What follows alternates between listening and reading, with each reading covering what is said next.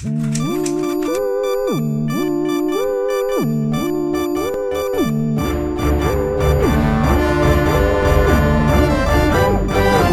welcome to the Duza Bear Digest for Sunday, January 16th, 2022. On this day in 929, Emir Abd-ar-Rahman III established the Caliphate of Córdoba with fine Corinthian leather, uncommon elegance, surprising affordability. Córdoba.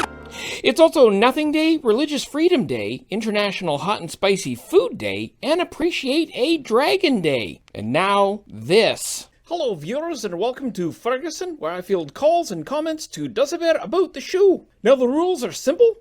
We don't have time for niceties. Don't bother saying hello and whatnot. Just get to the questions. Go ahead, caller. Bear went to Paris and I'm stuck in Oklahoma. Holy crap, I gotta evaluate my life. Well, this goes to the heart of a really good question. Was the trip a good idea right now? Paris is always a good idea. Yeah, but you went through it. With the omnicron spike came tougher travel requirements, delays, hassles, and major stress. Yeah, well, what bothered me the most about the trip was that governments, both here and in Europe, were reacting to the latest wave instead of proacting. Everyone's had more than 20 months to work out plans for every contingency. There was no sign anyone anywhere was doing any of that. Right, but who could have anticipated Omicron? Anyone with access to Wikipedia. First thing I did in March of 2020 was read about the 1918 pandemic. There were multiple waves, each mutation killing more people than the previous one. Omicron wasn't the first, and it won't be the last. And anyone who even implies otherwise had failed to learn the lessons of history. Right, but there was also a world war on then. Yeah,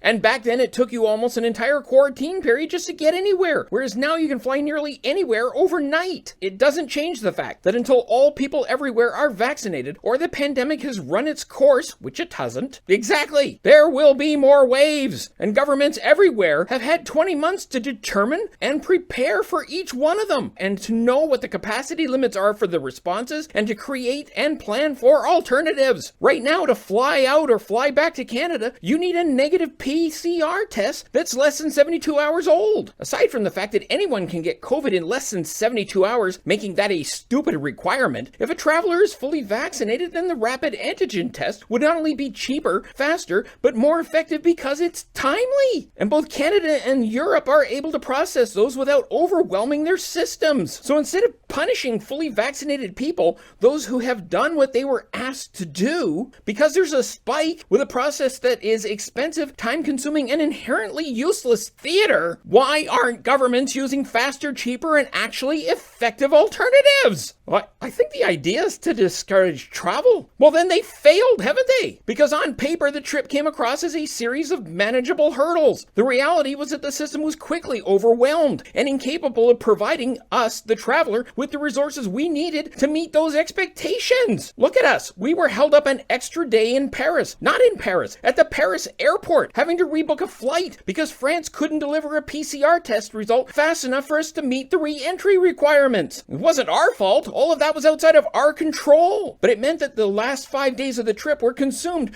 with multiple trips to labs, hours of waiting in what might have been super spreader lineups for tests they couldn't deliver in time for us to use. All due to excessive demand, and which as fully vaccinated travelers was a bar I've already established was unnecessary and quite likely counterproductive security theater. The food was good though.